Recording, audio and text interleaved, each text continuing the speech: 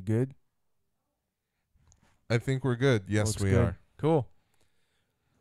Welcome to the Midwest Game Nerds podcast. I'm your host, John, and here with me today are Brian and Alex. Hello.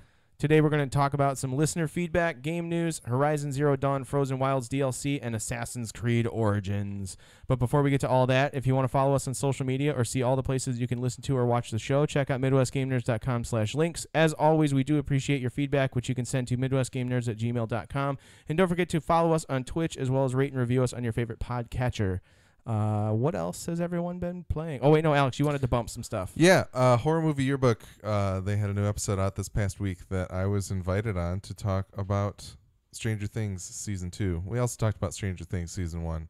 We took a BuzzFeed quiz to figure out what Stranger Things character we were. That's adorable. We talked about I heard that part of the source music. So it's a lot of fun, and people should go listen to it if you've watched both seasons of Stranger Things. Sweet. There are many spoilers. There are lots of If spoilers. you haven't watched it, Yeah, don't I listen to almost started watching it, but then I saw that Weeds was like right in my feed on Netflix, and I was like, I'm just gonna rewatch Weeds.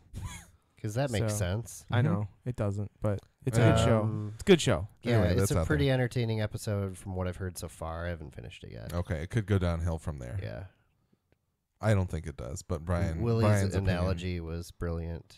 I just gotta say that again. Yeah. That's a good tease. Go check out Willie's fantastic analogy for art Yeah. in the episode. But yeah, it was good. And Cool. horrormovieyearbook.com or iTunes or any of those things. Horror Movie Yearbook. Check it out. Check it. Anyways, Brian, what else have you been playing? What else have I been playing?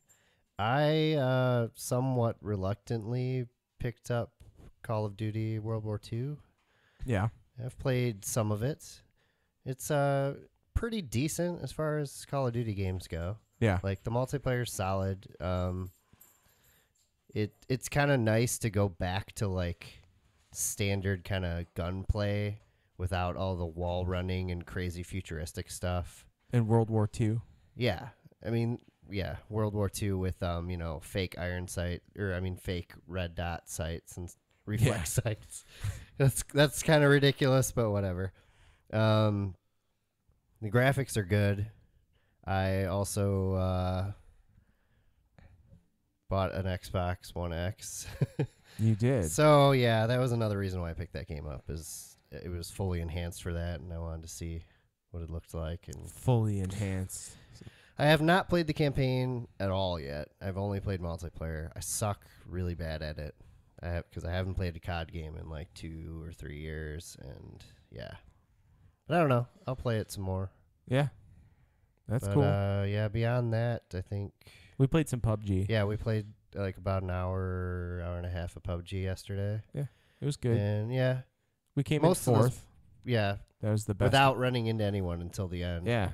It was pretty good. I mean, we got That we did all right. the one game we played, that was intense. It was pretty Like ridiculous. from the beginning, we were literally in the middle of a firefight inside a little shack. Like John had been downed in a house, and there was a shack in between these two houses, and two groups were having a firefight in between it. And as one of the groups came into the house where I had been shot, I had crawled out the back door and made my way to the shack where Brian was. And then he rezzed me, and then we like booked it up the hills to like get out of the way. It was Nice. It was awesome. We like watched the team that shot me like take off into the hills too. So we were kind of following them and ghosting them up the hill.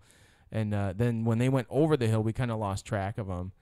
Then we had another scuffle of some sort, and I got downed, and then I crawled up a hill like over the cusp of it to where they couldn't see me, and John revived me, and then we heard a bunch of gunfire down the hill. Like those people got wiped out by somebody else, so we managed to get away again.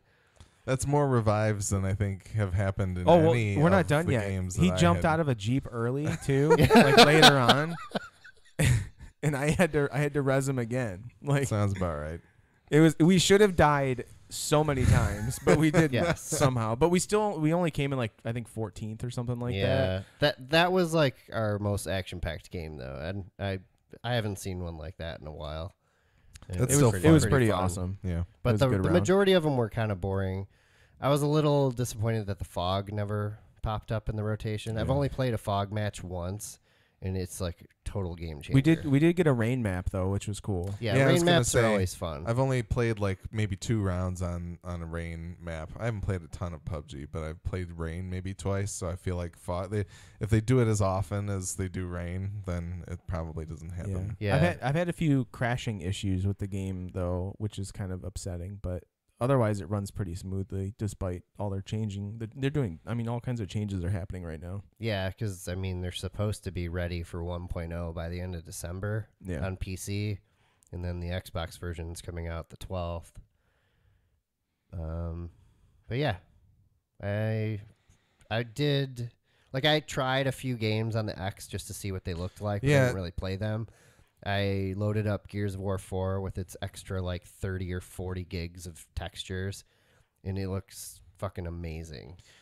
It looks better than games that come out nowadays. Ghost Recon Wildlands is patched for that. It looks pretty damn good. I'd say on par with it does like what it looks like on a PS4 Pro.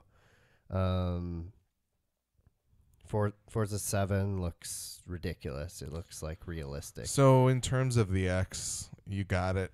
How easy was it? Did you do any transfer? To be honest, all I did was they have network transfer options and stuff like that, but all I did was copy the games that I wanted onto my external hard drive that I already had attached to my Xbox. I loaded up the new Xbox, plugged the hard drive in, and the games were playable right away. That's really awesome. nice. Except, they needed updates for textures and stuff.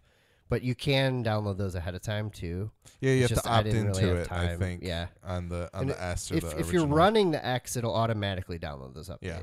If you're running the S But they're or the saying, regular, I heard in you an gotta kind of interview look for it. you can opt into it if you anticipate like getting it for Christmas or like that kind of thing. So if you know you're gonna buy one in the future, you can get all the downloading done up front. That's But awesome. You have to opt into it somewhere. Whereas I think with the PlayStation, I'm fairly certain everybody just gets everything, but I know we don't have control over it. I don't know if everybody gets everything or if the pro people just get the pro patches. But Right. I will say, like, overall, it's nice. Like, it's nice looking. I'd say the 1S maybe looks a little cooler just with the weird, like, the design. venting that's on the top. But the X doesn't vent it out at all on the top. It's all back Yeah. vents. Well, it's got the vape chamber. Yeah. It You is. put some e-liquid in there. Do you vape, bro? It's very quiet. Does I it feel like blow when it's rings? like- I wish we had like some smoke that could just like pour out of The the fog wall. machine. Yeah. Dad's got that commercial fog machine in the garage. We should have brought it for that. There's actually like a hookah attachment. You can Hell get for yeah. It too. Then we can put ourselves in the vape channel on Twitch. And Yeah. Do vape tricks. Anyway, I'm sorry. You were saying things about things that are pertinent to this podcast. I will admit that I know they're trying to keep the cost down as much as possible, but at least give me a fucking cheap ass headset or something. They give you a controller. It's not an elite controller either, but I mean, that'd be too much to ask for. I know. It is a new version of the controller. They like softened the clickiness of the shoulder buttons. They feel much better. Of the D-pad- bumpers? Yeah, the bumpers.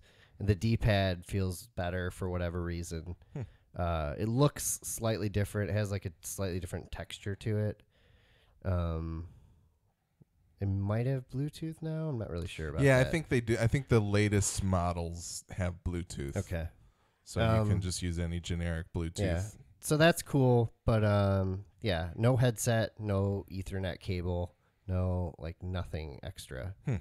No manual or anything. Well, they're taking a hit on these. They're not making a profit on them. So they did go fully back. Like I don't know if Sony was taking a hit on the Pro or not. Probably not, is my guess.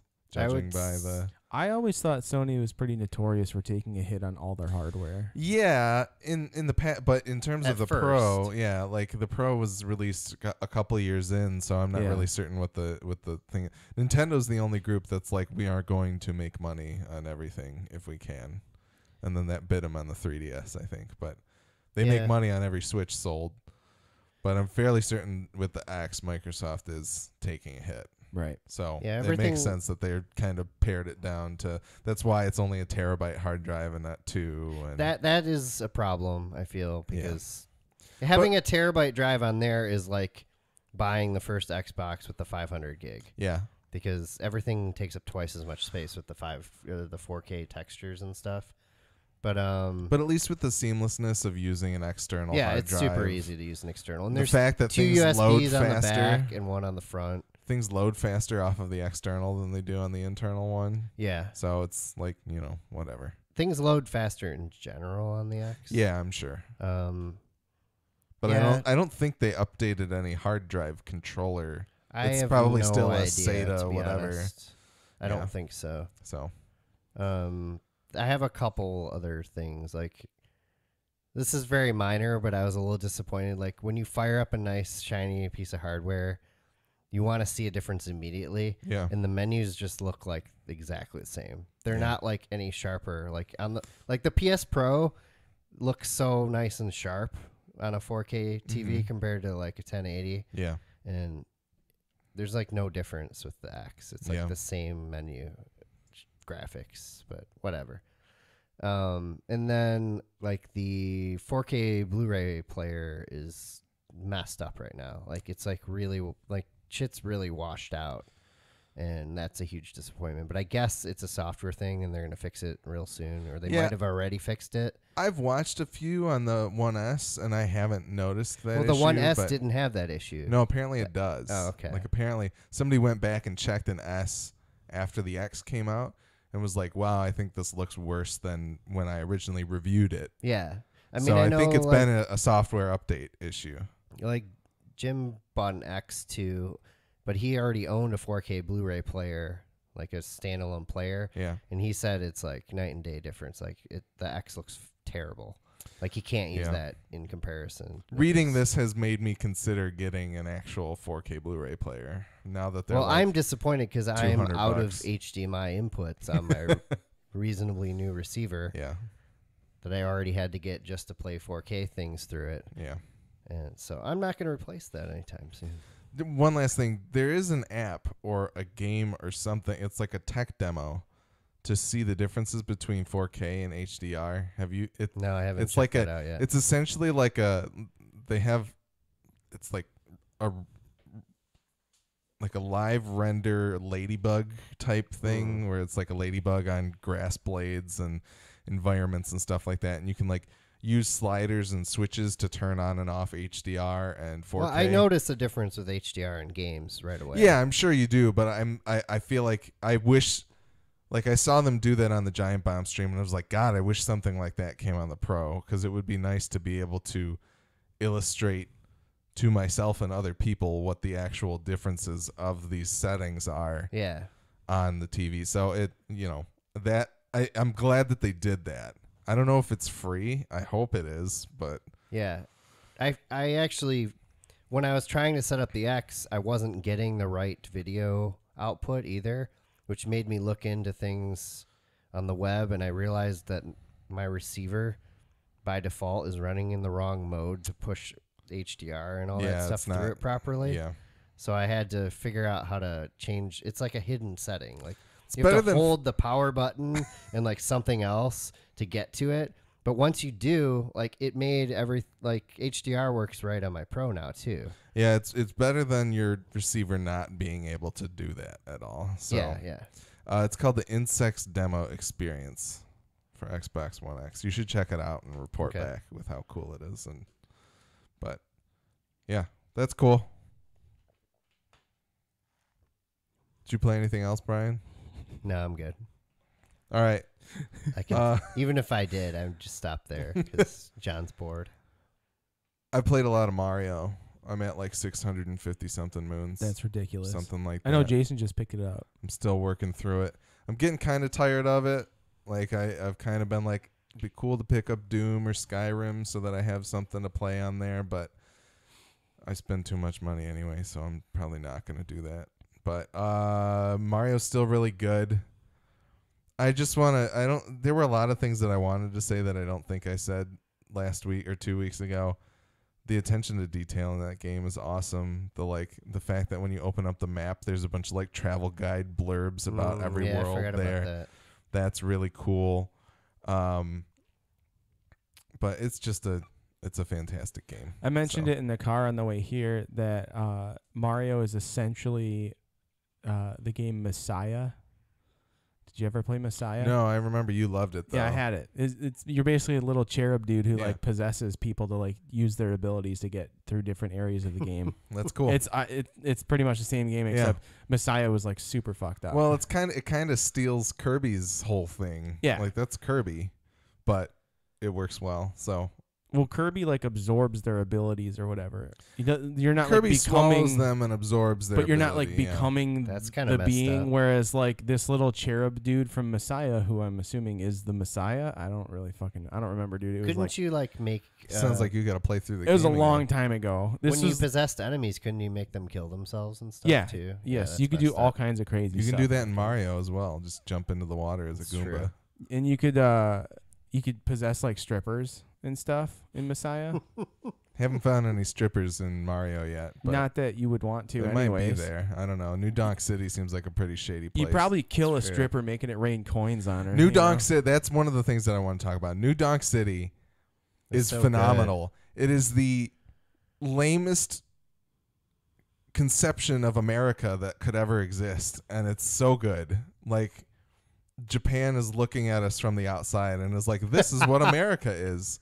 I don't know if you guys got the 1 star, but there's a star that you get Moon. for just moon? a moon. Excuse me. I didn't get any stars. There's a moon that you get for you just go and stand on this bench that a dude is sitting on, and the dude, and I think you try to talk to the dude or something like that, and the dude is just like, "You're the first person to try to talk to me all day.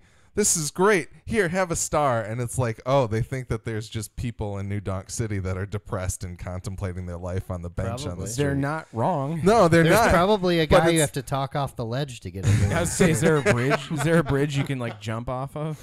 I haven't seen one yet, but you can jump off of all kinds of stuff in Mario. But it is the squarest, shittiest version of America that could, like New York City, that It's could so ever exist. accurate though, And it's amazing. Yeah, it is the just the right amount of skewering and lambasting of America that I think I can appreciate. I like the little dude with the race car, which I can't figure out how to play that race car mini game. Inside the house. In New Donk City, is But- there a house you go into? So to play no, it? there's the guy outside. yeah. You have to possess him with the cap. Oh, And then you can control. I sat there for a while. I was like, am I supposed to possess the car? See, I just Or- jumped on the car, and the guy was like, "Now, why'd you have to go and do that?" And I was like, "Well, fuck you. If I can't play the race car game, neither can you."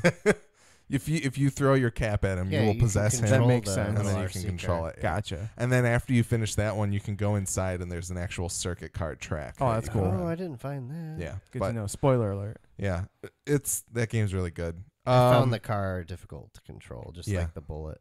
Yeah. No, the car. I think the car is harder than the bullet, but I did experience what you guys were talking about with the bullet afterwards. But it's not. weird. I don't like it. Um. I'm never gonna get all the moons. Yeah, I'm gonna try. But the Koopa races that open up afterwards, like there's you can do races with Koopas Yeah, it's after basically you beat the just game. parkour. Oh my god, really? they're I can't. I'm really bad at They're that. the parkour challenges from Dying Light, but like on a much simpler scale. Well, and the thing is, you go on like the only thing you need to know how to do is throw your hat and jump on it. you go on Twitter I'm and not stuff very good like at that. You go on Twitter and watch the people do this, and the moves that people can pull off in Super Mario Odyssey are like insanity. That's what I'm saying. I don't know how to do any They're of that probably shit. No. like Smash Brothers pros. or Probably. whatever. I don't. They're really, really good at the game. So, But Mario's really good. The only other thing that I've played is a game called Stifled that I briefly talked about last week. It got announced and released the day of Sony's Paris Games Week show that we discussed last week. It is a VR and non-VR game. I was playing it in VR, but it's basically like a so there's a prologue that's you in a house, but there's like fog in the house, and you have to make noise in order to clear the fog out, and then it'll come back. So you have to keep making noise. your walking makes noise, but you can also say things to the microphone on the headset. That's cool. To make the noise like radiate out. Once you get through the prologue, you're in a wireframe essentially. I just imagine myself playing that and just being like, ha, ha. I felt really stupid because I was just sitting there playing this game saying, hello, hello, hello. And it was at like 2 a.m. So I feel like Nicole probably woke up and was like, what the hell Who is the hell going is on? here? Yeah, why is he Just imagine why streaming. does he just keep saying hello? Just imagine streaming that on Twitch, and there's people that are like, hi. Like, right? They just see the dark. I have the camera on and I've got the headset on, and it's just me saying And they're hello. like, how are you? And you're just like, hello, Hello. hello, hello. Hello. Anyway, so it looks like I only got to play a couple out, like an hour, maybe not even. Like 45 minutes of it because I haven't played much VR Now I have lately. Lionel Richie stuck in my head. But so I need to get my VR legs back. But basically, it seems like Now I have Lionel Richie stuck in my head. basically it seems like I don't know why I didn't bring up Dancing on the Ceiling, but anyway. So you're basically making sonar clicks to Yeah, reveal the using- wireframe in front of you. Using echolocation. But there's You're pinging. there's this weird red Oh. demon child baby thing that if you make noise, it will find you, and if it finds you, then you lose. So you have to try Sounds and make terrifying. as little noise as possible And to find your way navigate out. past him. And it seems like there's areas where you're kind of going in, there's like hallways that connect to another area where that happens. Like he'll catch back up to you or that kind of thing. Like he'll get past the obstacle that you got past or that kind of stuff. So it seems cool.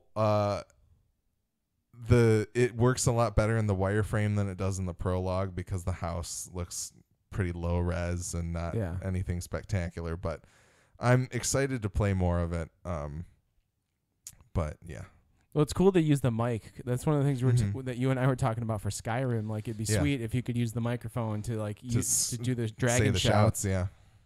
So I don't know why they wouldn't do that. because they didn't think about it probably, which I don't know how they didn't think It's about such that. a missed opportunity, Yeah, but maybe they'll patch it in. I don't know. I still kind of want to go buy that, but I want to play more Skyrim. I don't want to sit through the Skyrim intro again. And you have to do that. It's not that long. It's too long. It is too long. That's Can't the you thing. just like set it down and...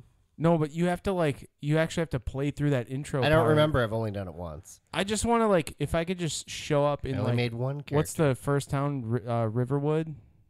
Riverdale? No. Nope. Riverview? Riverdale's a CW show. I know.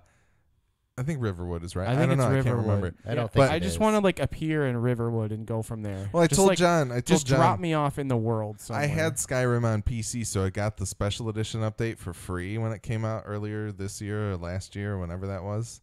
And I tried to play it again, but I couldn't stand the intro, so I went back out and looked in the mod store and installed a skip intro mod that just starts you in the dungeon. Was that an official mod that cost you $5? No, it was not at the How time. pissed would you be? But yeah. Anyway, I want to play Skyrim VR and I want to play Skyrim on my Switch, but I really wish that they had cross save for those. I can't Yeah. justify buying both, No, but I it'd be would awesome. buy both if you could cross save. Right. But anyway, I digress. Yeah.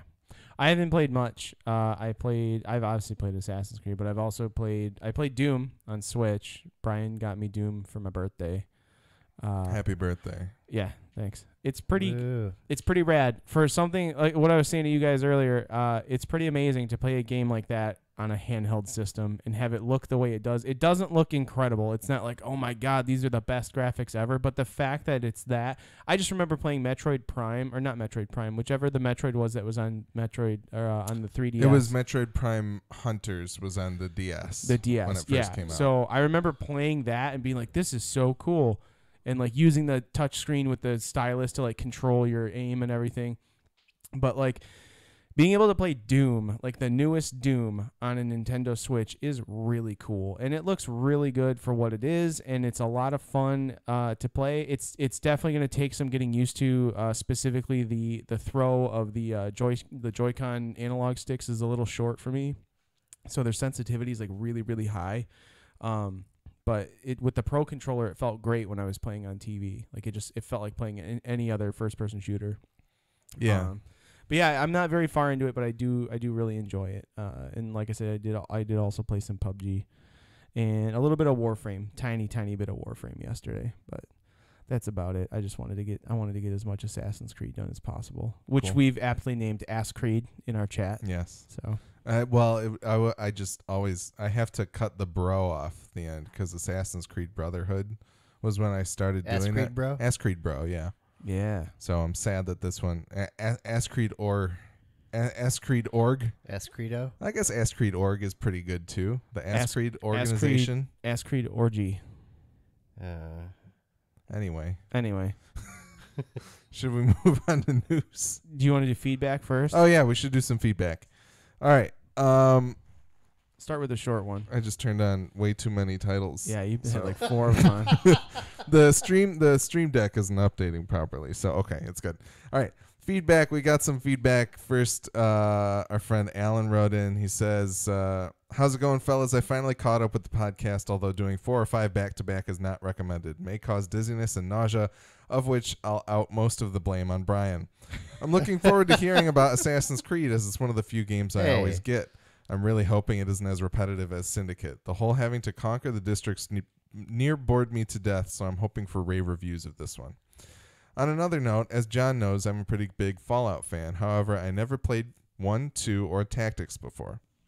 So I got all the Fallout games with all the DLC, and I'm playing it from start to finish if I don't die before I get through them all. Just made it past 2, loving it so far, so here's my question to you guys. Is there any games that you may have played that you loved that was a sequel to something that was released maybe on PC way back when, and have you ever gone back to play the older originals? Anyway, fellas, keep up the good work, and I'll wait for your next cast. Your loving but angry Scotsman, Alan. The closest thing I can think of in respect to that particular question, other than Fallout, would have to be the Tomb Raider games. The new Tomb Raider games are so fucking good that the old games should just be thrown away, in my opinion. Like, I can agree with you. They're with that. so- I did not really have fun with the original Tomb Raider. no, it was fun but it to was like. intriguing to me at the time because at the time it looked good and it was. I mean, Well, it was the a fun, the most 3D adventure fun game, part, which is cool. But the most fun part about the original Tomb Raider game from like 1998 or whenever it came out was literally doing a swan dive and breaking her neck. That was literally the most enjoyable part of that whole game. Other than that, like running around and having infinite ammo to shoot your guns off at whatever animals like ran in front of you, like cool, whatever. But I really enjoyed swan diving into concrete. It was clearly one of those games that I think the idea outstripped the technology at the time, like the control. I don't think so, because that game you could run that game on a computer without like a built-in, or it had just using built-in graphics. But like I don't mean graphically. I mean from the sense of like just the fidelity of controls. Like Okay. trying to play the original Tomb Raider with a PlayStation controller nowadays feels like you are slogging through molasses. Like it doesn't. The responsiveness of Uncharted and Tomb Raider 2014, 13, whatever the hell it was, 2012, is so good that I think going back to that game doesn't work. It's too dated. It doesn't, like, you just. I mean, I even, because when I that's bought my hang up on it. when I I guess. bought Tomb Raider 2013, I think I bought 2 of the other previous Tomb Raiders. Yeah. Because they were all on sale at that point. And even trying to play one of those, I was like, this is terrible. Like, Square Enix did such a good job, like, taking Tomb Raider and making it a usable franchise again. Well, they had Uncharted to compete with. well, not to just to compete borrow with, from, but to kind too. of as a jumping off point of like, this is what a modern Tomb Raider looks like. Yeah, well, I mean, in Tomb Raider 2013 had a thing that the other Tomb Raiders didn't have, in that it had this really in-depth storytelling mechanic that wasn't available previously. Yeah. Those are not sequels to the No, I original know. games, though. They are retellings. Yeah, it's the Tomb Raider 2013 and Rise of the Tomb Raider are not they're new games in and of themselves. They're not sequels, they're prequels technically speaking to the Tomb Raider franchise, but they're so well done that I really hope that Square Enix continues to make more Tomb Raider games because I would love to keep that franchise going. And that's another one I need to go back to and keep playing is Rise of the Tomb Raider because I never finished it. Did they? Wow, yeah, really? Yeah. The end part of that game is a lot of fun and very cool looking. Says Gamescom 2015 Square Enix accidentally revealed that the third game Cool. was in development. Is Good. there a name for it? I think it I was don't like know. Shadow of the Tomb Raider. Tomb Raider 1X. Shadow of the Tomb Raider. Really? Leak Nothing, shows guys? Come Lara on. may be coming That was funny. to. That's not- Lara it may doesn't be coming matter. to America. Anyway, Other games that are similar to this particular thing there were old games and they've brought them back to do new ones. I think Metal Gear series is a good one to complement yeah. that. yeah, Obviously, all the Mario games, no matter what. Like, yeah. With Metal Gear, they've even released. It's you can't even get Metal Gear 2 or Metal Gear 1 in actual, accurate porting on any U.S. console. Like it came, they originally came out for the MSX, and the one that came out for Nintendo, even Kojima himself is like, this is too hard. This is not the game that I made. Yeah. Plus the translation's horrendous. But they released with the Metal Gear Solid 3 subsistence. You could play the 2 original MSX games, and those are on the subsequent re-releases for PlayStation 3. I mean, I don't know if But- my answers really qualify for what Alan's asking, though. Tomb Raider's probably the closest thing. I think Metal Gear has always been a console game. I think he was mainly asking like PC to console, like old games. Like, I don't know. Maybe I'm wrong. MSX was basically a PC, so I think Yeah. that counts. But I mean, Brian, you're a big. Also not really a sequel, but I mean, the Wolfenstein games now are primarily console. You can still get them Yeah. on PC. well, They he are worth just checking he out. just says That definitely started on PC. I mean, or actually Mac. Yeah, I the, remember the Cat- first Wolfenstein. Castle Wolfenstein or Yep. whatever it was called. Return I to think- Castle Wolfenstein. I think the heart of Alan's question is, what game have you played out of sequence and have wanted to go back to? Out of sequence. You know, like I think Metal Gear certainly fits in that for me. I've tried to go back to Metal Gear 1 Yeah, I and don't 2, think I but could go back to any of them after playing the Phantom Pain first. yeah, yeah, that's Well, I don't know. You could probably. I mean, going back to like Metal Gear Solid 2, like Sons of Liberty, you could probably go back to that because the mechanics were way simpler and the graphics are tolerable enough. You could play it, I think. Going back to the first one, Metal Gear Solid, the first Metal Gear Solid, no way. Graphically at the time, it was very cool and unique, but it doesn't hold up. Could not go back to the original PC XCOM games. I'm pretty damn sure. No, I they're could not go awful. back to yeah, those. And all the tough. old Although, Civilization yes, games. Some no people might thanks. argue those are better in some way, but no thanks. And Blizzard was like, we're gonna bring StarCraft to the new era. They just brought it up. They Yeah. were like, let's do No, it. that's totally fine. I can go and play that. It's And those fine. kind of games, I think you can play at any point anyway. It's like they don't need graphical fidelity necessarily. So It needs better music though. yeah, can't handle that. Turn it off. Yeah. Thank you for writing in, Alan. Yeah, we appreciate it, man. We also have a tome Bible. of an email here from Nick. Nick says, Oh, "Hello, boy. you handsome bastards." Let me get comfortable. Yeah. Nope, can't. The subject of this email is Nick's struggle with digital mortality and economics. So this is like, it's This is basically actually an essay. it's a then? white paper. Yeah. Hello, you handsome bastards. Brace yourself. This is a long email. Someone may have to take over reading duties for Alex. No, I'm gonna go straight through this guy. Listening to episode 71, I'm a little behind over the past few days, and there's enough here to spur me into action further than my internal emails I send you all the time. You have yet to respond to those, by the way.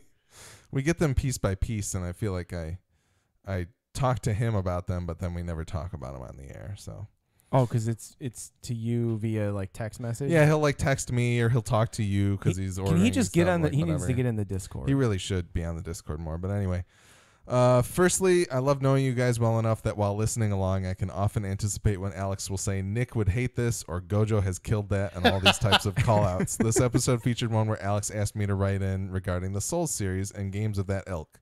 more specifically my thoughts on dying. Bros, I'm all about experience and excellent craftsmanship, both in movies and games. In games, that love of experience boils down to two options: an amazing single-player game that sucks me in and keeps me there, or a multiplayer experience that lets me thrive on good teamwork so my dudes and I can get together and have fun.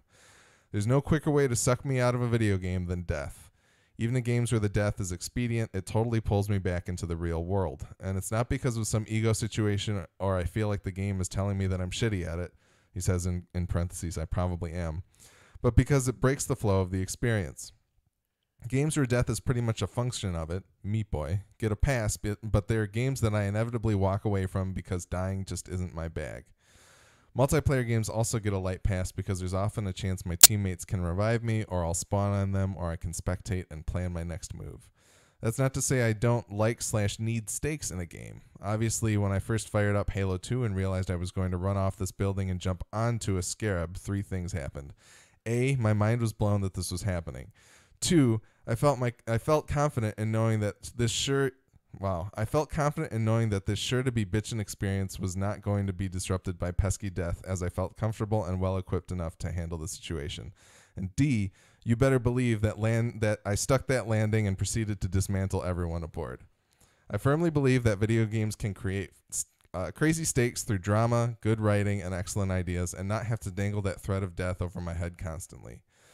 Games that meet this relatively reasonable standard, Mad Max, Fallout 4, the Arkham series, and for some more relevant examples than that damn Halo 2, are forgiven when I do die because I just can't wait to leap back into the fray.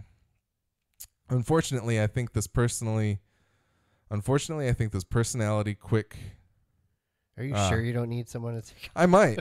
Unfortunately, I think that this personality quirk will only intensify as the time progresses because, let's face it, we're not getting any younger and our time is becoming more and more precious commodity. I'd rather not spend it repeatedly pressing continue. And that's about it. Alex asked, I answered, and now he regrets it. I don't regret it at all. I think that's a wonderfully written email. So thank you for expounding upon your thoughts on death in video games. And then he says, that brings me around to my second point, which is far more brief and more important. So I'll pick it up here if you all want. right, yeah, please. So for a few months now, I've been playing Marvel Heroes Omega. I'm not doing any better. It's not the most graphically impressive or polished game, but I really enjoy it because it features characters I love. I can drop in and out with my friends. It's free to play. Oh, shit. Did you hear that? Free to play. That means loot boxes. Loot boxes and their own special fictional currency and other bundles for us to get lured in by. You know what? Cool. Totally cool. If the game is fun and I'm having fun and we're all having a great time, give us that crap and we'll probably buy some of it. As long as people are aware and can limit their spending, I don't find much fault in that. Here's what I find enormous fault in. Gazillion Entertainment, the company behind this game, and others has had their Marvel lease terminated and will be shutting the game down. So those people like me who have been playing since it hit consoles this summer, oh, sorry about your work and your money because it's all in the wind now. I've avoided playing digital games largely for this reason. If a company were to suddenly fold it or decide to pack it in and call it, even the option to play it could possibly disappear. I have a PS2 in the basement and Guitar Hero controller shouting up to me, remember the old ways. This brings me to 2 questions. Do gamers, when playing digitally, now need to live in a constant state of buyer beware because at any point the CEO of whatchamacallit games gets hit with a well-deserved sexual harassment suit and the company is threatened with death? 2, has this sort of thing been on your guys' minds? Have you been burned before? And bonus question, has this development with Marvel Heroes Online, or Omega, it's Omega. Omega, yeah. Has that been on your guys' radar? The development definitely shoves me back into the mindset that I'll only be buying physical copies of games going forward so that at the end of the day, I'll hopefully have something to still be able to play if I wanted to. I think the brush with death, I hate death, will keep me on edge going forward. To be totally honest, I had these fears with Destiny as well. As much as I love it, it's all based on the studio's ability to pay their electric bill, and that's a scary thought for an OG disc slinger like me. XOXO Nick. That was a long one. All right, so let's go back to that first question. Do gamers, when playing digitally, now need to live in a constant state of buyer beware because at any point the CEO of whatchamacallit games gets hit with a well-deserved sexual harassment suit and the company is threatened with death? I think yes. And I think part of that stems back to giving early access to games. You're buyer beware right off the bat, and they tell you this game is not done, and it may never be done. And even though you're giving us money, too bad. However, when you do buy into early access, you're usually buying in at a lower price. Yeah, And then once it goes to release, you still keep it. Definitely, but you do have. So that's the gamble. That's the payoff that you might get from the gamble. So But early access games should be classified as gambling, No. just like loot boxes. Nick, I'm going to make it even scarier for you here. Most of those physical games that you're buying require a day one update to be completely playable anyway. Like that day one update that you're downloading sometimes has all of the other content. unless you're bringing your Guitar Hero up from the basement. I'm talking PS3 good. and forward. Like there's a game on the Switch right now called LA Noire that actually I took a picture of it. I saw it in Family Video the other day, and it says on the box right at the top, it says internet download required. Micro SD card may be required. You cannot play this game without doing an internet download. Yep. And if Rockstar or Nintendo were to, for some reason, pull that content off of their servers, you would no longer be able to play that $59.99 thing that you bought, which really, really, really sucks. I would think that someone somewhere, especially with the Switch being as open of a platform as it is, probably has that download somewhere available. Yeah. If not available, they could make it available on the internet through BitTorrent or whatever the hell else. Well, and there are internet archivists who are planning and trying to do this kind of thing, but are they going to do it for every single game that comes out on the Switch, Xbox, PS4, and PC? Probably not. No, it's No. not possible anymore. But here's the thing. Here's the flip side of this coin. You don't get those games anymore that straight up come out and are just completely unplayable. Like, you don't have a game that comes out like, say, E.T. for the Atari, where if people had that level of an experience nowadays, you bet your ass there's going to be a patch in the next couple weeks that makes it more playable or different or changes it or something like that. Right. So you've got that. It's a trade-off. It's one of those things of like, we now have the ability to patch games later on, which means that people can ship out a disc or a cartridge that doesn't have everything it needs on it. But at the same time, it's no longer people shipping out a game that will not have its bugs fixed. Like sometimes there's a bug in a video, like they're you get the bugs like in Fallout 3 or Skyrim, like the save bugs and stuff. Like I wasn't able to play Skyrim on PS3 for a long time because it like did not work, period. I had some crash bugs when I bought Oblivion originally. I bought it for PC. Yeah. And I had these like crash bugs that I could not fix. Yeah. And you had to wait for a patch. So no, I bought the Xbox one when I bought a 360. I just didn't play until I bought a 360. And I never had any issues with the 360 one. Well, how long later did you buy the 360 like one? months later. So I didn't So play it the probably thing that had I the paid same for. issues too at launch. Like I'm pretty sure it did. Which game? Oblivion. Like especially that Bethesda is notorious for this kind of thing. Like they were releasing games on PS3 that did not work. Period. Yeah, I remember Fallout 3 not working. Fallout 3 and Skyrim were both major problems. But the fact of the matter is now you can actually play those games on those systems because they have the ability to patch them. So it's a you got to take the bitter with the better kind of situation of like, yeah, we live in this world where I'm paying for a license to play music. But like we are licensing this software. We don't actually own these games anymore. Right. Yeah. It sucks, but I think that's what it is. And you get these things like, to kind of speak to the death of Marvel Heroes Omega. I don't know if they'll do this type of thing, but I know when Star Wars Galaxies was shuttered, they had like a big event that they actually built to at the end of the game where they had like, there were fireworks going on and the server saw a big spike because everybody hopped on to want to say goodbye to it and that kind of thing, which I think is a really cool and special and neat experience. But it's sad to me that I might live in a world where I won't be able to have my kid play through the Phantom Pain if it hasn't been remastered for the latest console, you know? Yeah. That sucks. But I don't know that we have any solutions yet.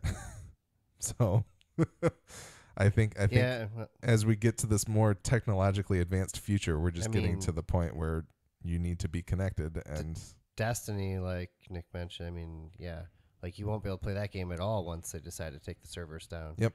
It'll just never exist anymore. Now, will there be somebody like again. the people who are making WoW Classic servers that you could like illicit? You could run your own illicit Phantasy Star Online server right now, even though they don't have any of those live anymore. Like you'll be able to find a way to do that, but it would take a lot of work, and it's probably legally in a gray area. Like I think there might be a way to play Destiny at some point in the future, even if it's offline, but you never know.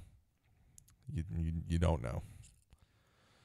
Somebody's got to be up there scraping those servers and like backwards engineering it and all kinds of stuff like that. So has this been on our minds, and have we been burned before? It's been on my mind, certainly. I don't know. I can't say thought I've about been it burned. I thought about it with Destiny for sure. Especially considering like how everybody's angry at D2 right now. Yeah. Like a lot of people are going back to play D1 Crucible instead. Yeah. Like at what point is Bungie just going to be like, nah, sorry guys, and just cut the cord and force you to play D2? A while from now, but who knows? Yeah, but I mean, it's already disappointing that when you go back, you're missing a bunch of content that you got used to. Like, there's no Iron Banner, there's no Trials of Osiris. I saw the entire D2 collection at Meijer for $5, or D1 collection for $5.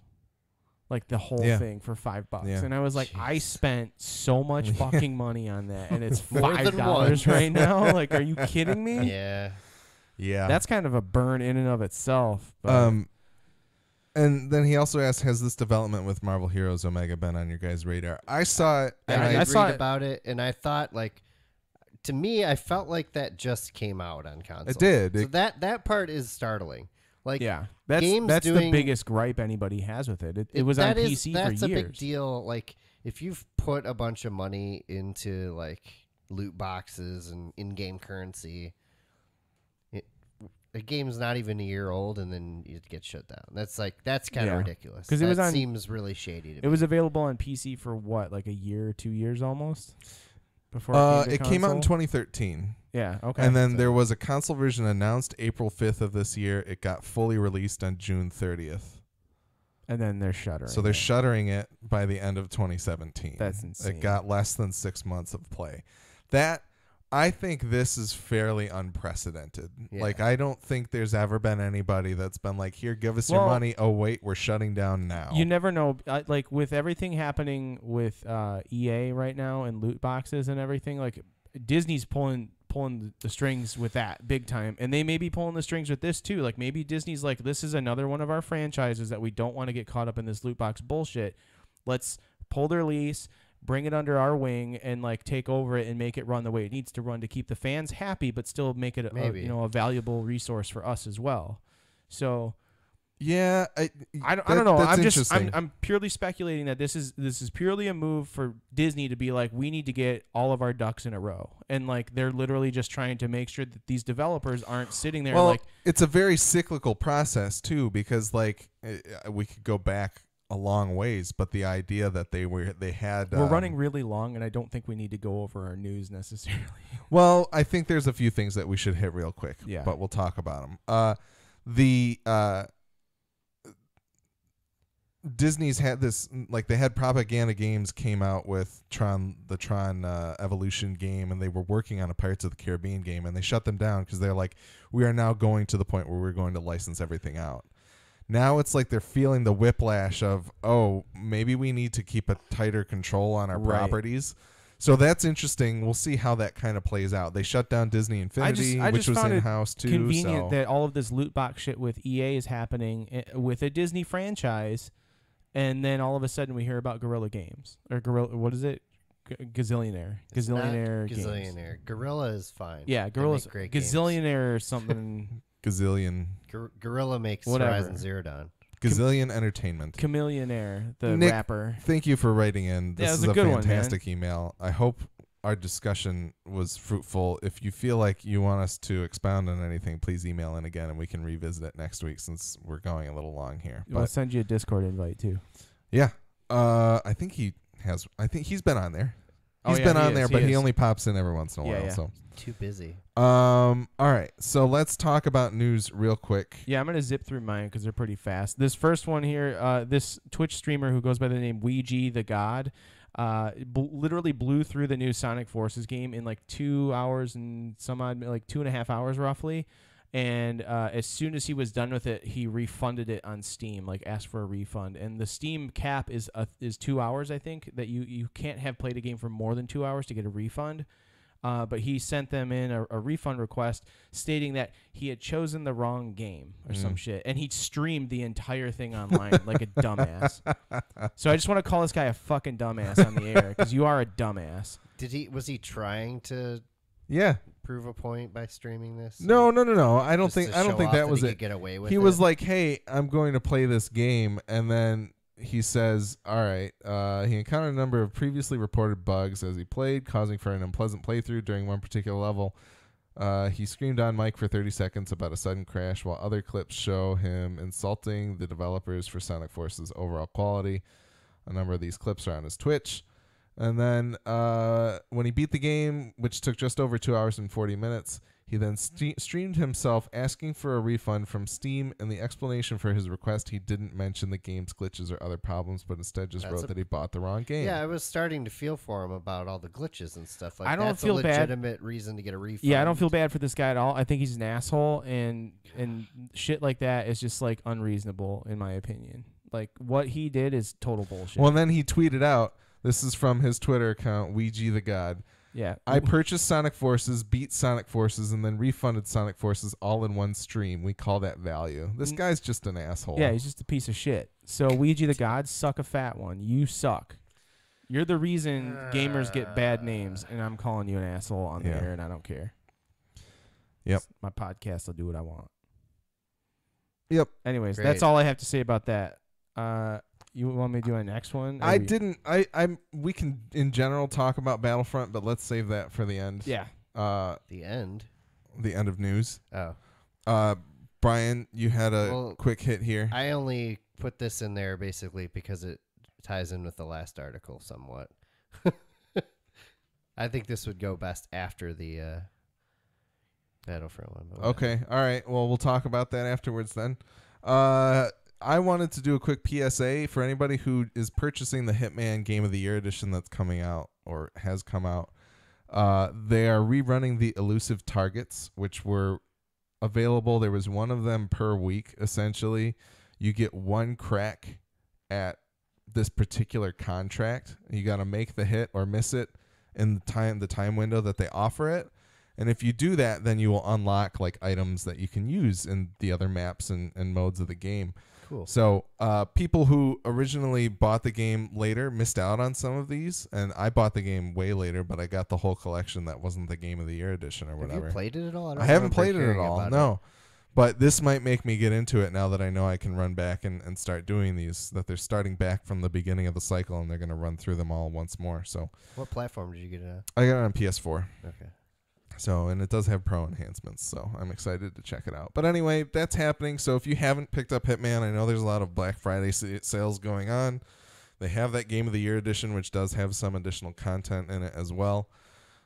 Check it out, and that would be cool. Also, Polygon has a really great Black Friday thing. We were going to talk about Black Friday deals at one point. We didn't really discuss it that much. They're out there. Go get them. Yeah, there's lots of consoles for $200, PSVR for $200, all that kinds of stuff. Check that out. The Polygon article's pretty good, but also cheapassgamer.com is a great resource for cheap. Maybe we should just put these games. links on Facebook or something. Yeah, we can do that this week before Black Friday hails. Black Friday deals start hitting. So, Brack. yes. Black Friday. Star Wars Battlefront 2. Official worldwide release was this past Friday. People have been able to pay to get more access to it earlier. I think there was an Ultimate Edition. If you paid $100 for it, you got to play it about a week early. And if you had EA access, you could have played it for a couple days before that as well. Since the beta all the way through to the second to last of those releases that I was speaking of, the extra money one, people were complaining that the amount of time it would take to get the currency to unlock the heroes in the game, your Han Solos, your... It's not just the Excuse me. amount of time. your Luke Skywalkers, your Darth Vaders, the main characters of said Star Wars series. It's not even the amount of time. It was actually to officially unlock the entire game, like literally everything in the game, it would cost you $2,100 real to do it. Well, yeah, but that's including like cards that are stats and things like that, stat upgrades. That includes like all of the additional characters and everything. Like to unlock the entire game, even if you bought the $100 version of it already, you could just play. But if you play it, it consists of something like you were paying at the price that the characters were coming out, which was like 60,000 credits or something like that. You would have to play about 40 hours of the game to unlock Darth Vader. The chance to play as Darth Vader in a round. right. Then you'd have to go and do that for Luke as well. And then even the main character of the story mode was 20,000 credits. So a character that literally nobody has any attachment to was going to cost you a third of that amount of time, a third of 40 hours to get. So people were pissed, and of course there were microtransactions in this game. You could pay for a currency to help unlock these things faster, because that's how these games mostly work. But on top of that, you could spend that money on things that made your character faster or deadlier or made your vehicle faster if you were in the starfighting modes, like all of that kinds of stuff. Pay to win. It was pay to win, period. Mm-hmm. So people were pissed. People were super pissed. People were so pissed, and there were so many cancellations that they broke a record. That EA actually removed their cancellation button from their website, so you couldn't cancel your pre-order. Yeah. So this is kind of a hard story to cover because so much happened in the matter of 2 weeks. A fake developer for the game got death threats. Well, we don't know that he's fake or not. We don't know anything about him. There's a dude on Twitter who claimed to be an EA dev. Now, Jason Schreier from Kotaku has a great investigative post looking into all of this. He claimed to be an EA developer, but he was like, I've received so many death threats off of features in a video game. And like then, that kind of thing. all of the major publications, like, I don't know. Not even like just like, GameSpot, but also people like actual news outlets. Yeah. Like not just video game news outlets. We're making these articles talking about people getting death threats over this, which number one, nobody needs any death threats, especially for a game that you presumably didn't even own yet, probably, and you could cancel your pre-order for. Yeah. Nobody needs any death threats for that. But what if these never happened? Yeah. I really even like more bizarre. I really like the top comment on the Kotaku article. It says, that awesome moment, someone in a video game blog is a better investigative journalist than half the media in this nation. Yeah. Jason Schreier is pretty legit. Patrick Klepek also. They're both very legit. It's just fantastic, though. That comment just totally calls it out. It's great. So in the long run, EA, supposedly the rumor is that the head of EA was on a call with the CEO of Disney, who then told him, you need to do something about this. And they removed the ability to purchase any currency in the game. They've also reduced the costs to unlock Darth Vader and Luke, and all the any purchases in the game with the in-game currency have been reduced 75%. So you're paying a quarter of what you originally were. Presumably then it takes only 10 hours to unlock the main characters of Star Wars in a Star Wars game.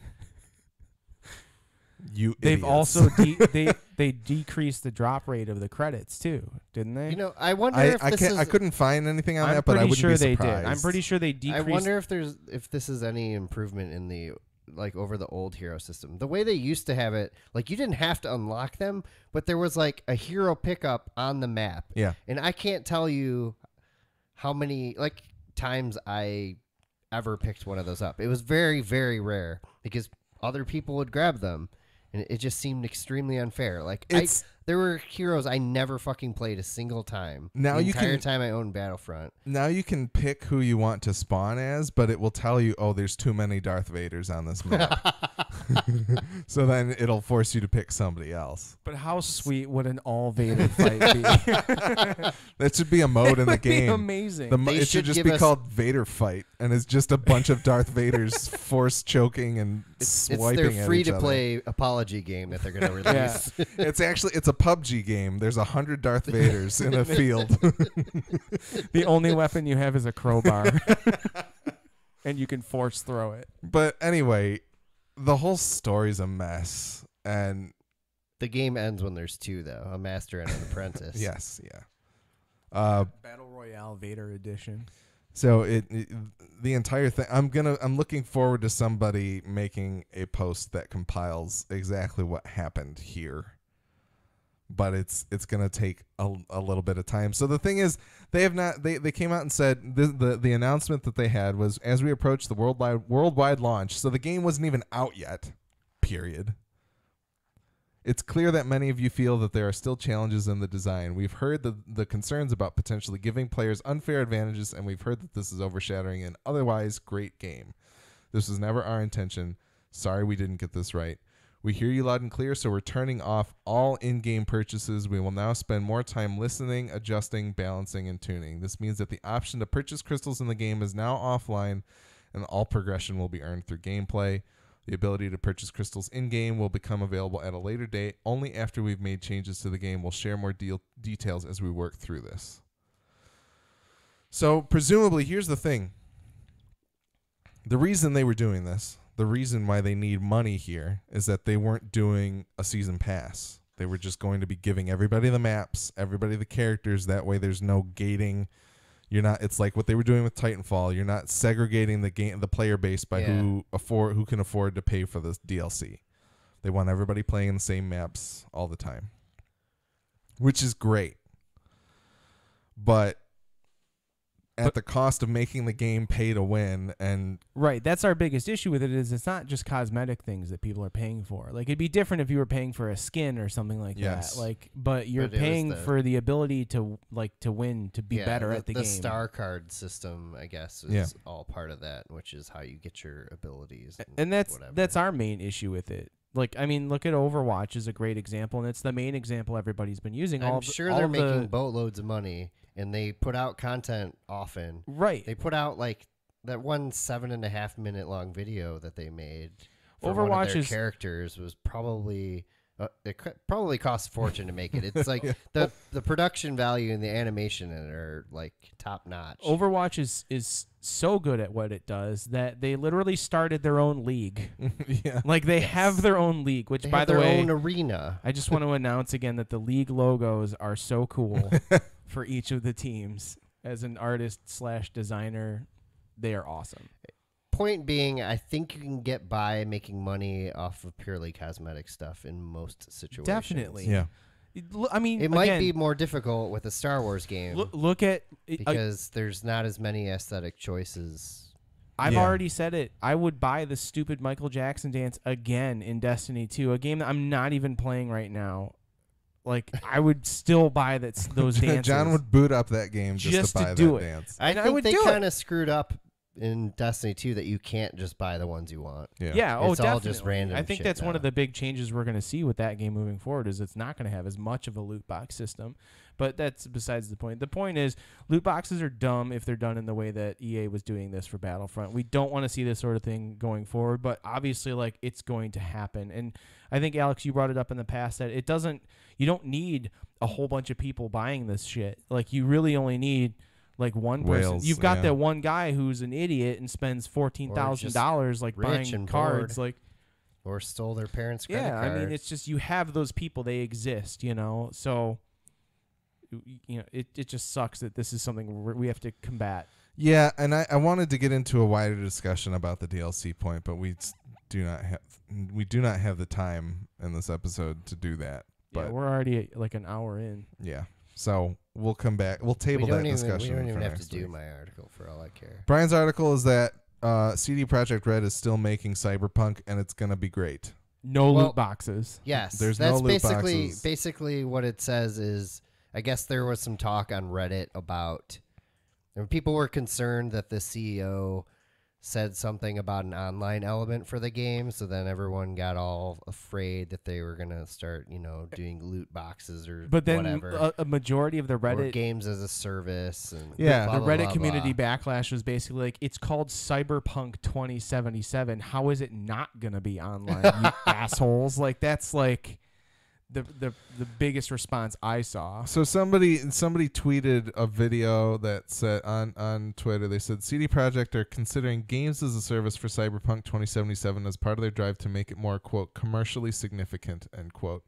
They had some video here that I haven't watched, but CD Projekt Red replied to that tweet and said, "Worry not, when thinking Cyberpunk 2077, think nothing less than The Witcher 3. Huge single-player, open-world, story-driven RPG. No hidden catch. You get what you pay for. No bullshit. Just honest gaming like with The Wild Hunt. We leave greed to others." Jab at EA. I don't doubt that it would be sweet if Cyberpunk 2077 does have an awesome multiplayer, like something that's- or other that that's like kind we of could what I'm make thinking. avatars Yeah, I mean, and like Them be. saying they want to add some sort of games as service thing to make Well, it like, commercially significant could be a beyond- multiplayer. Yeah, beyond aspect. the single player game. Yeah, it does not mean like that they're Final not gonna Fantasy make the 15 same kind of added game. their like multiplayer garbage too, which is supposedly awesome. I don't know. My guess is that they put out a Gwent game, Yeah, right? Yeah, that's a game as a service game, period. Like, my guess is that they're having discussions internally of like, what can we do to have some kind of outside game or different mode with Cyberpunk, and somebody's taking those leaks in like the most negative light they possibly could, and assuming that Yes. loot boxes. I'm personally not worried. I don't think anybody should be. CD Projekt Red has never been somebody. They've always to- been pro-consumer. They own good old games. Like, they started that. It's the same company. Yeah. So yeah, that's news. Brian, do you want to talk about Horizon? Yeah, I do. Okay. Do it. I'm sorry you guys want to talk about all this other stuff. No, it's fine. You said we had a lot to talk about this I've episode. played more and we Horizon did have a Zero lot to talk Dawn about. than I've played Assassin's Creed Origin. I admit that. That's fine. I bought the DLC. I pre-ordered it because it was $5 cheaper that way. So I was like, okay, I know I'm going to play this. Because And 2 weeks ago, when we said everybody's going to play Assassin's Creed Origins and Super Mario Odyssey, you were like, okay, I'm going to go buy Horizon Zero Dawn. He did actually say that. I I believe. actually... You said you wanted to play I might it. have said I wasn't... At first, I was on the fence about getting Assassin's Creed at all. But then I decided to get that too because I got the X and it's X enhanced. And I Mhm. wanted to see how it ran on there. It looks great. But anyways, Horizon Zero Dawn also looks great still. Looks better than pretty much everything that I've seen other than maybe Uncharted 4. But still plays great too. Like, I got sucked in right away. It was a rough beginning because I lost all my skill in that game and I forgot I forgot how difficult it can be at times. Because, I mean, toward the end of that game, for how much I was playing and how many abilities and weapons and shit I had all the stuff unlocked. Yeah. It actually got kind of easy. Mm-hmm. But it took, probably 40 plus hours to get to the point of being easy for me. But yeah, the Frozen Wilds adds an entire new area to the map that is probably about a quarter of the size of the main game's map. That's awesome. It's huge. And it is actually Yellowstone National Park. Cool. I figured it out. Not really much of a spoiler. But yeah, it's got some like... It is because I didn't realize that game took place in the United States. Oh, really? Yeah. Sorry. Yeah, I mean, there was a point, like, we talked about that a little bit in our review of, like, I knew that it was somewhere on our Yeah, they Earth. hint at it. But It- I like you said that there's things you can find that'll actually tell you. I never actually found them, but I don't know. But yeah, anyway. there's an area that looks a lot like Red Rock Amphitheater. Okay. There's an area that looks like part of the Grand Canyon. There's some other aspects. There's one of those like viewpoint into the like past kind of things that shows that it's Colorado Springs. Okay. So yeah. It's a large swath of the West, but that's cool. kind of condensed to fit into a game. But yeah, the Frozen Wilds takes place in Yellowstone, like I said, but it's like Banuk territory, which the Banuk are one of the tribes you run into kind of briefly in the game. Yeah. And they're the ones that actually like know how to override machines and stuff like that. But yeah, it's all like super snowy. It's fucking gorgeous. They also added new weapons. Like there's I think four new weapons. Are they the same types of weapons or are they different? They're different. Okay. Well, Is it still a bow and arrow? Three upgraded versions of old weapons. Okay. Which have like you can pull the arrow to like the normal spot, or you can keep pulling it even more taut and do extra damage. That's but cool. It takes longer. So they added 3 bows that do that, and then they added 3 weapons that have like a close range thing, like a flamethrower, like an ice thing. That's cool. Those are kind of tricky to use, but then I found out you can actually upgrade those to have a projectile. Nice. That does like an area of effect. It's more like a concentrated just blast, but it takes forever to power up.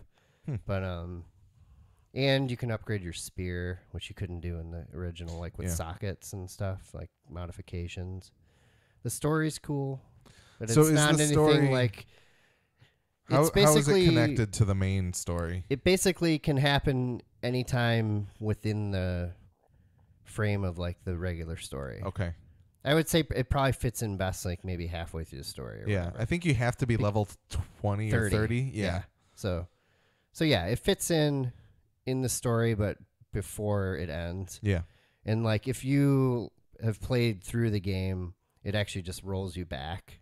If you want to like do more activities, it rolls you back before the ending of the game. Because there's no, the way it ends, like there's no coming back from that really. Yeah. Or you can they have a New Game Plus as well as we've covered previously. So, but I just took my, my character that I already had that was like level 50 or whatever, and I started playing it, and it was still challenging. Like there's a few new machine types. There's new,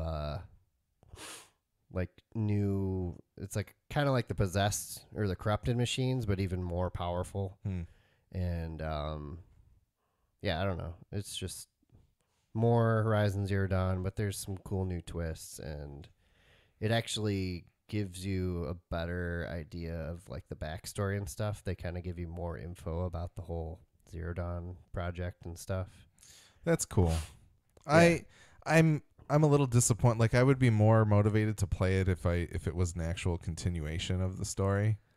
Although I don't know it helps how enhance exactly the that story, would work. I feel like. Yeah, but at the same, so I'm kind of, I don't know that I want to go back. Other than I would like to play something very pretty on my Pro with my TV, since I played most of that game. I don't know. I played a lot of that game, and I wasn't really that sick of it at the end. So, as we'll talk about, I am open world game outed. Like I can't. I'm done. That one was. I'm not going to finish Assassin's Creed. Period. Yeah. I'm going to watch a YouTube video. Yeah, that's what's going to happen with Assassin's Creed. With Horizon Zero Dawn, like I did a lot of the with the Frozen Wilds, I did a lot of the side quests, and I still haven't finished all of them. But I did finally finish like the main story thread in it today. But it's a lot of content for very little money. Yeah, $20. I think you could have gotten it for 15. I got it first for 15, week. Yeah, even if you didn't pre-order it. But now, but I even think it's up for to 20, I mean, it's like way more content than like 4 Order 1886s. So I think way more replayable. I think the complete edition is coming soon too. That includes the Frozen Wilds, and I think it's like $50. But I'll look that up real quick. Yeah. So you enjoyed it. Yeah. It's worth the money. Yeah, It just- $50 with the DLC. It New. reminded me how much I enjoyed that game earlier Cool. in the year too, and it's definitely going to be in my top whatever. That's good. Sweet. Assassin's Creed. Yeah. Let's talk about it. Alex, you seem the least enthused out of all of us to play it, I think. Why don't you start? And here's the thing. Are you sure about that? It's not the fault. I know you actually played an entirely different game the entire time, but It's not the fault of the game. I think the fact that they took a year off really shows, and I think they should be really proud of that. yeah. Like, this game has way less jank than any other Assassin's Creed game I have ever played. That is true. It is gorgeous. Like, it's very pretty, even if the environments are kind of samey, because that's Egypt, especially in ancient times. Sand. Yeah. Pyramids and sand. Although the pyramids Rocks. are awesome. But The water looks great, the water also looks very especially good. when you're underwater and you're looking up. Yeah.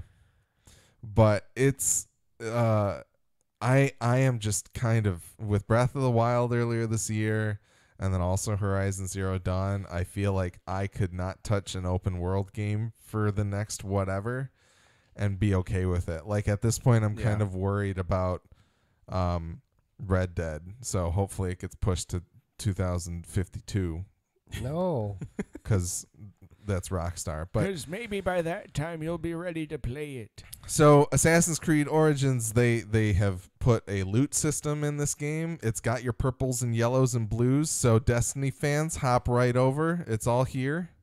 Yeah. You can get. There's they even put a combat system in the game, a little bit like For Honor, somewhat. Maybe Yeah. not quite that in depth. it's a little bit tweaked from the normal like Batman kind of stuff it became, but yeah, you can get different shields and different swords and different bows. And that I think that loot stuff really fits well into the game. So I think that's a welcome improvement. I'm glad so far that there hasn't been like you can build up your home base, spend money, and put artwork on the wall, and that gives you more people to send out on missions. Like, I don't want any of that garbage. I think they realized that, and that's why they made Bayek more of like a nomad. Yeah, type. and he doesn't I think have it a kind home of base per fits se. the setting too. yeah, Yeah, for Like sure. he's not going to own a castle in the middle of Egypt. Yeah, they're not just gonna give him a pyramid. yeah.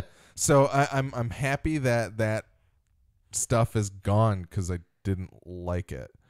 I'm happy that I don't have to do any chariot races because I don't want to do any chariot races, but they're there if you want to do them. Exploring the world is a good amount of fun.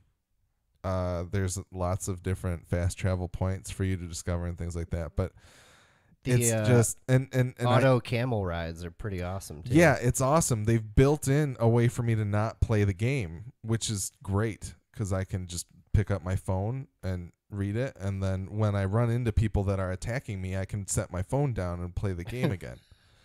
So that's good. But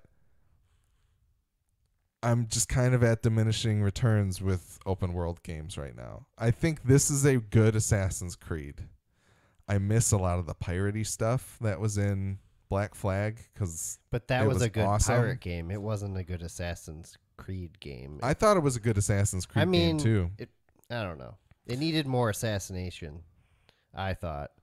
But I killed it a was lot an of awesome people. game. It was the pirate theme was fun and cool, but it was like I mean, you spent more time in your ship than you did on land. Yeah, there were like. sea shanties and you could shoot cannons at people. Yeah, That no, was great. I get it. It's cool. And they have a little bit of that in this one Yeah, I as was gonna well. say I really enjoyed that segment of the game. oh, they Yeah. do have a naval combat? yeah. Yes. Okay. Yes, they do.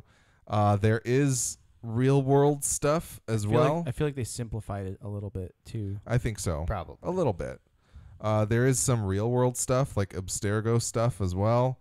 Yeah, I don't didn't know how expect that the way the game started. I don't know how that plays out. But if it's like Black Flag, it's not going to be satisfying.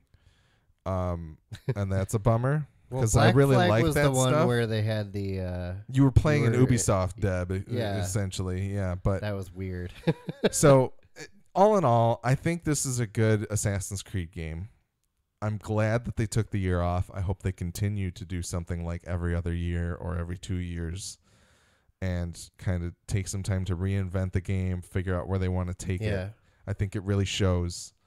And but I personally am just kind of over open world at the moment. So, Brian, any additional thoughts to that? I'm still feeling some of that fatigue too, despite the fact. I mean, I think playing Horizon Zero Dawn at the same time probably isn't helping. Yeah. But and the story is captivating, and I want to know how this leads to the origins of the assassins. If it does, I don't know if it does or not yet, because you are not in the Assassins Guild. You're not fighting. No, Templars. I mean this essentially takes place before the Yeah, Assassin's it Guild. It is the and before origins. the Templar. But there's so many spoilers I want to get into. That's the thing, is that I would be very excited to see where this goes, but because I'm actually not as far as you are now. You're further ahead. In Not the by game than I much. am. Yeah, not by much. You're like one mission ahead of me, I think. Pretty much. I've eliminated the first tier of enemies, so I am not that far. I've done 3 of the second tier of 4 that is there. All right. Well, Okay. if Brian's all fatigued out and you're done shitting on the game, I'm not. I have other things to say about it. Well, I want Shit to on praise it a little bit, but that's okay. No, What it do you have to is. say? It's enjoyable. It feels a lot different than old Assassin's Creed games. Yeah. Mostly in good ways. Like the new the quest system is like they borrowed heavily from the way The Witcher 3 works. Like there's a lot of little question marks around, shit to find, and every quest feels like something totally different. It's not like 8 fetch quests from WoW or something. It's like its own little story, you know?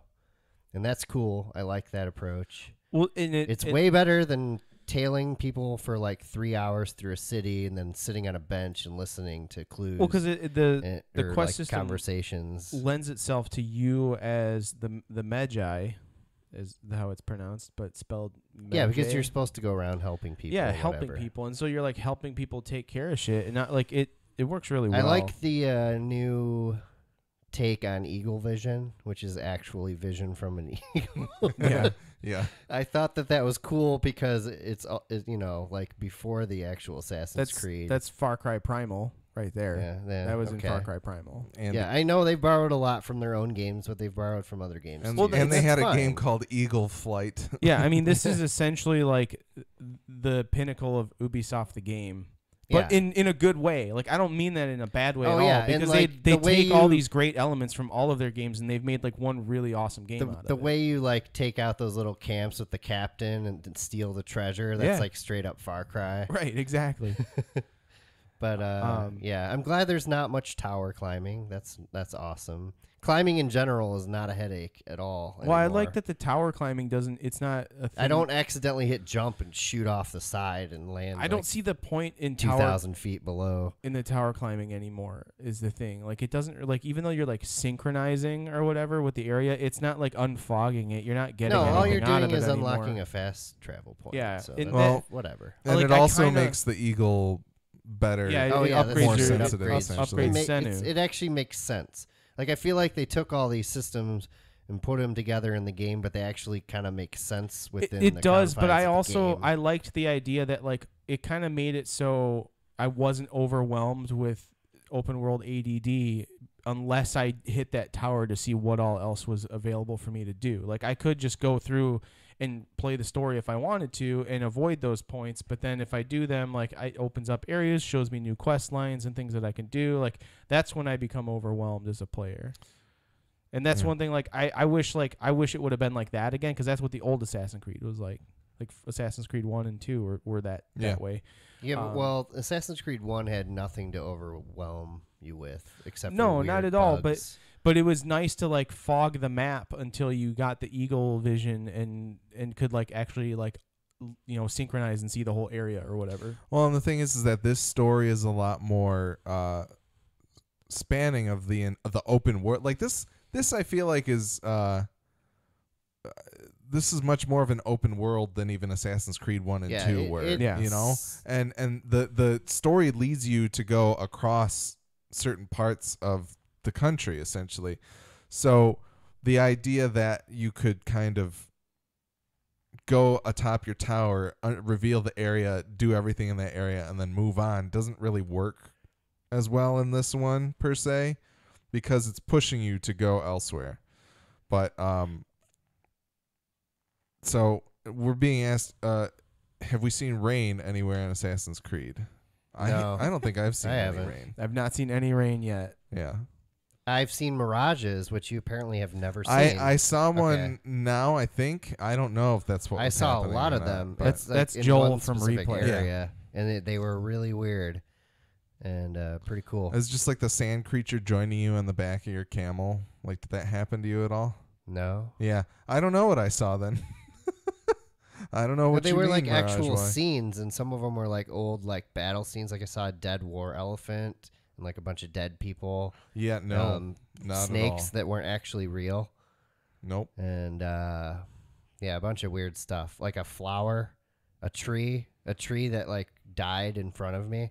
You must have not been playing the game it was meant to be played, where you look at your phone as you're auto cameling to no. a new area.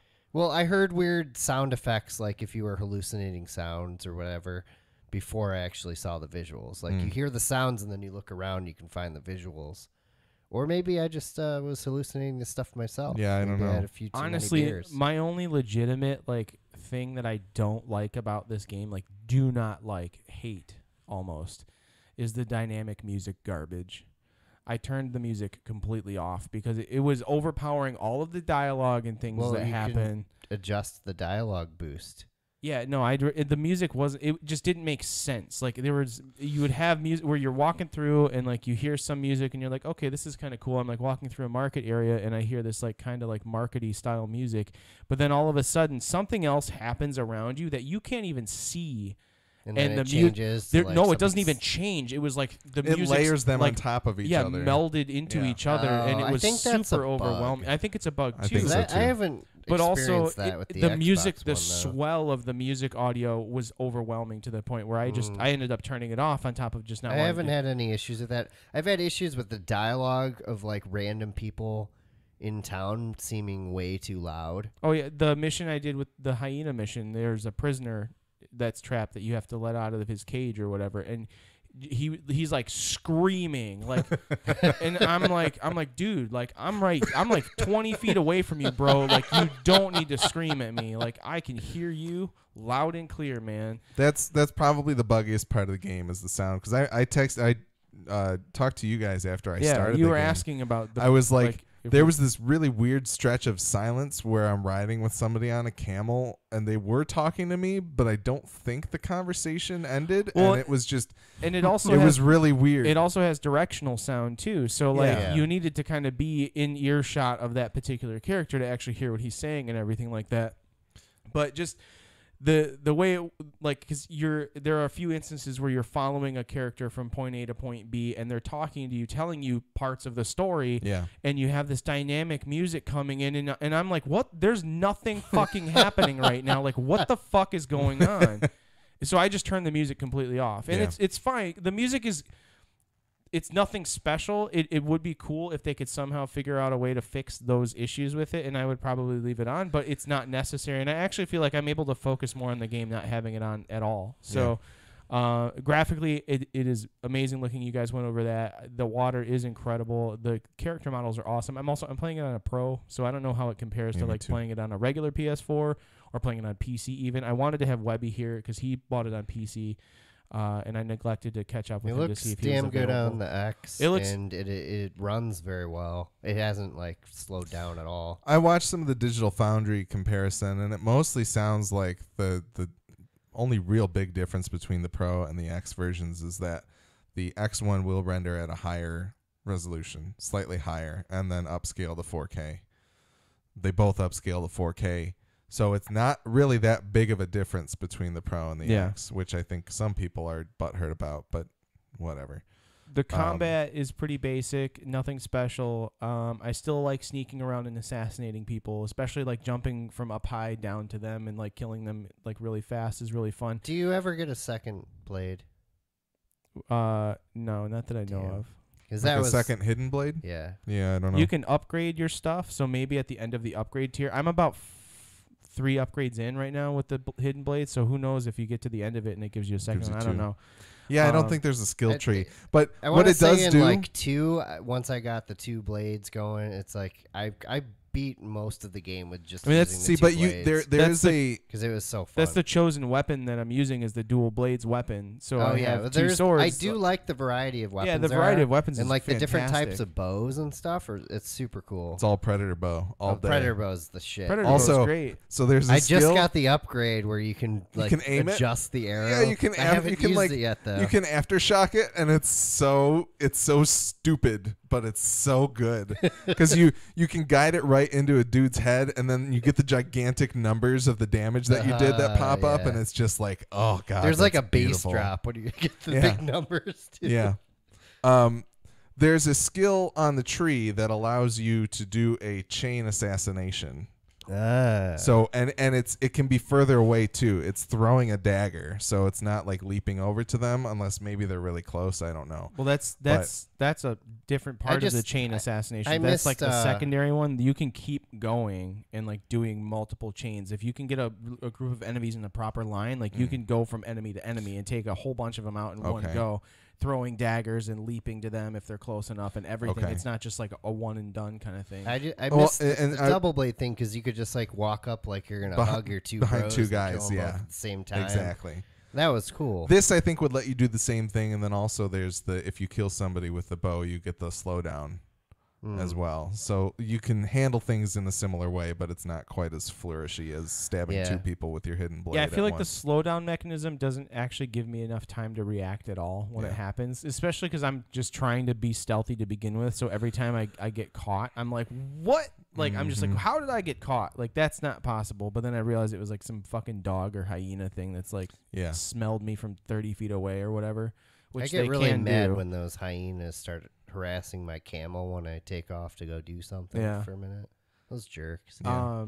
The snakes are terrible. The snakes I are a never pain in see the the ass, snakes. yeah. I'll be in like an underground area. And That's kind of how snakes actually I'll work. run 'cause over you these won't things. actually see yeah, them until it's and too then I late. get killed by the snake, and then I come back through it again, and I just shoot him with the bow from like 30 feet away. Like that's how the snakes always go for me. But I really do like the subject matter of this game. I think the whole setting setting is awesome. is great. Although I've always been a fan of ancient Egypt. I thanks need to go back and read some history because I can't.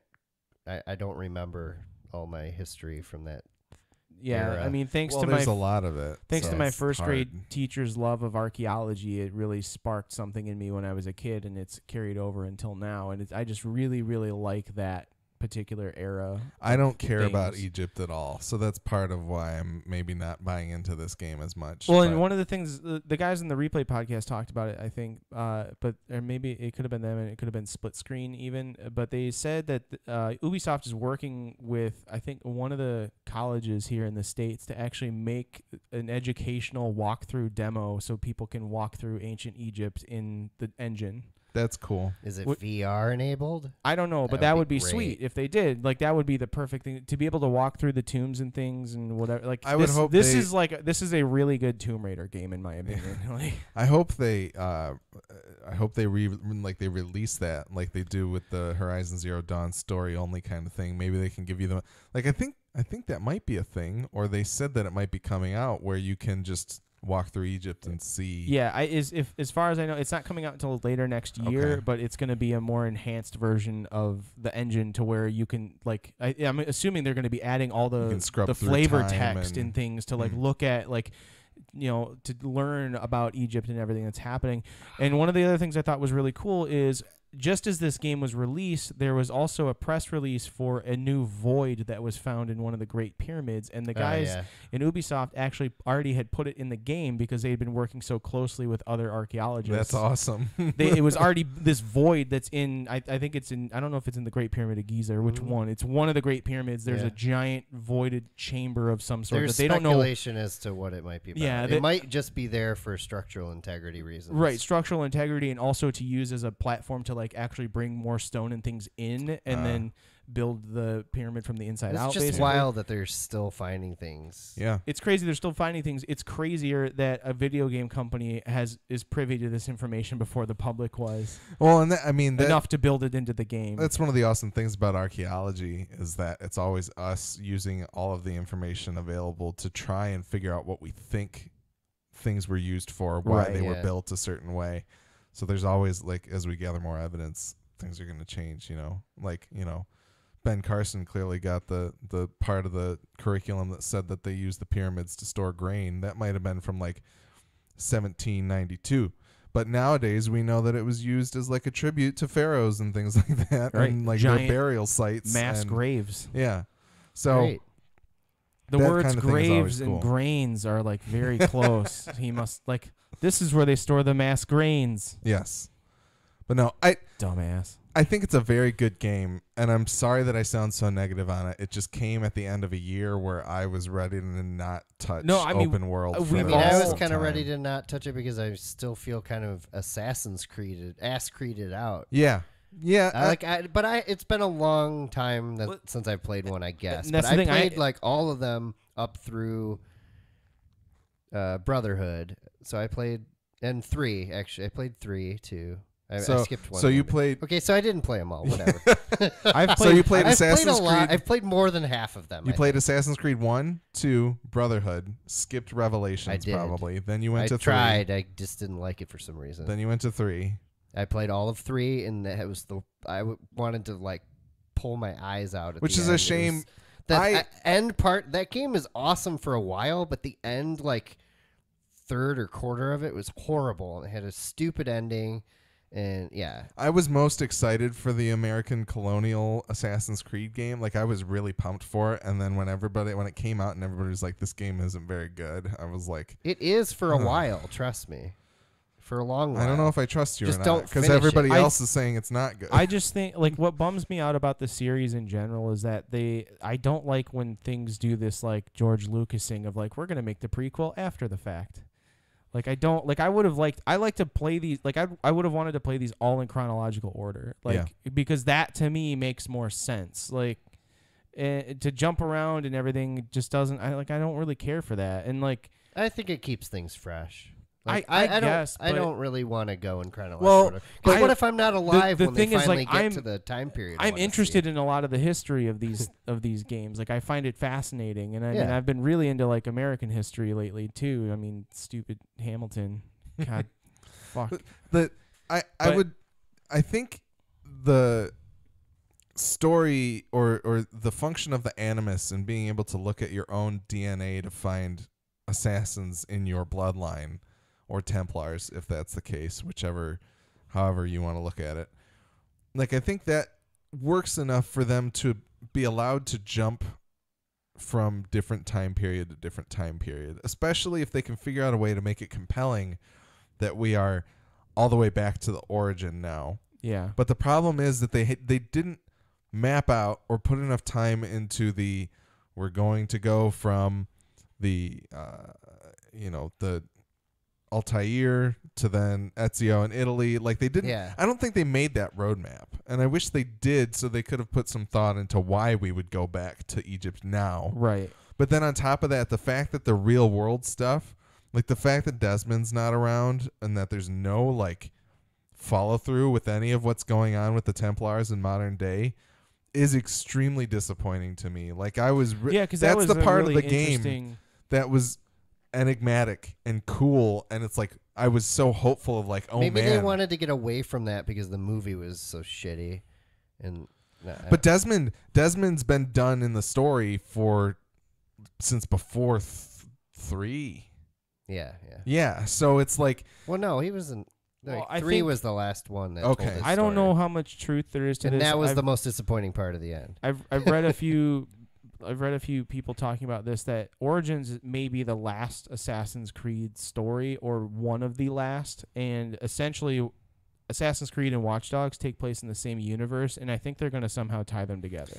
And that I Like think it is known, it is fact now that they are in the same universe. So my guess is they're going to find a way to combine them into like their same, well, and we were talking Assassin's Watchdog Creed. we were talking about this, John and I, and like the private, because we had gotten ahead in the story and we were talking about a few things. But the idea that they would do Watch Dogs one year and Assassin's Creed the next seems like a pretty good rhythm and idea and way to do things for me. Like, Yeah.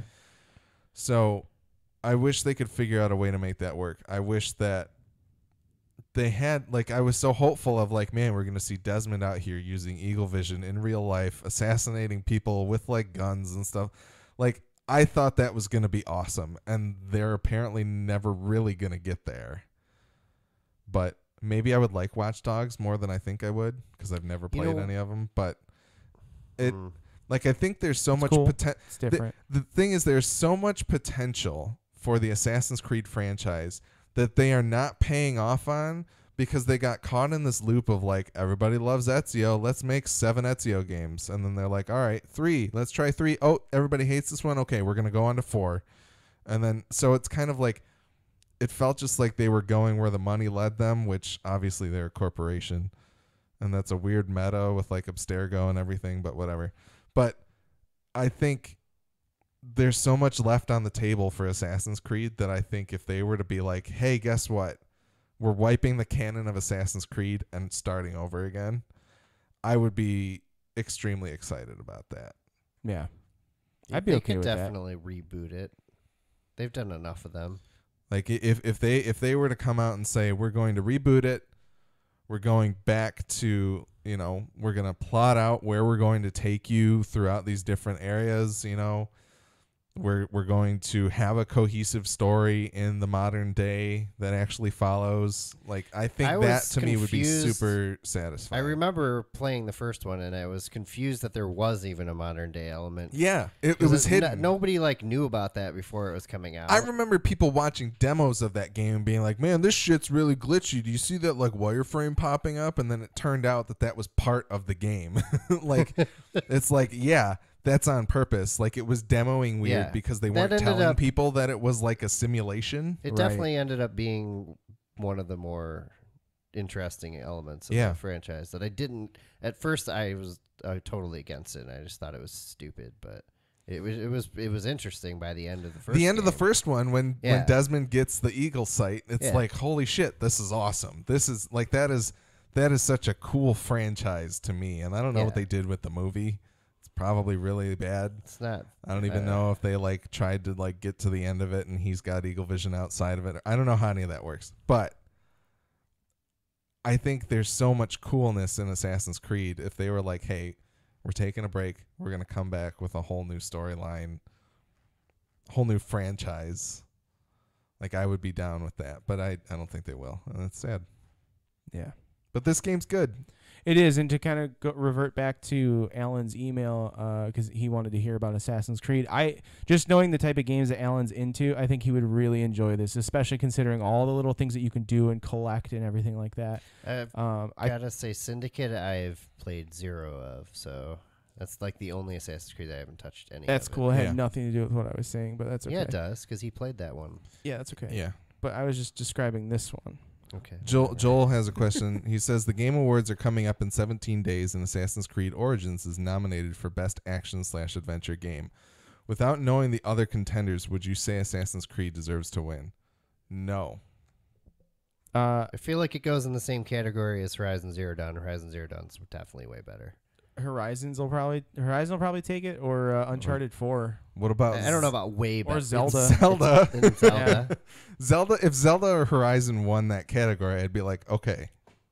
Yeah, I don't. If Assassin's Creed won it, I'd be like, that's I the don't wrong think so. choice, because I don't. it's good, but it's not. It didn't. It's definitely the most polished Ubisoft game I think I've played, but Yeah. it's not the best Ubisoft game I've ever played. Far Cry 3 still takes that, like, by like a long yard. It's not as fresh and new as Horizon is. It's not as revolutionary as Zelda is. Those, I think, are the standouts of those two games. I think it's really, really good. It's a really good action-adventure game. It is not the best that came out this year. It does not deserve to win. No. But good question, though. Yeah. Thanks, Joel. Yeah, I mean, again, going back to Alan, I think Alan would really like this. If you're listening to this, Alan, do check it out. If you want, you can borrow my copy. I'll mail it to you so you can save some money. yeah, I think if he's been this big of a fan of the series, He's like a huge bought fan of the series, all of them, and he loves open world games like Fallout 4. He's literally done everything in Fallout 4. So I feel like this is a really good. There's a ton of shit to do in this game. Like I feel like this is a really good one for him. I was overwhelmed when I zoomed out on the map. Yes, the map is massive. I got the same feeling from Ghost Recon Wildlands. It very much shares that structure. Yep. Like it's divided into territories that are based on your level.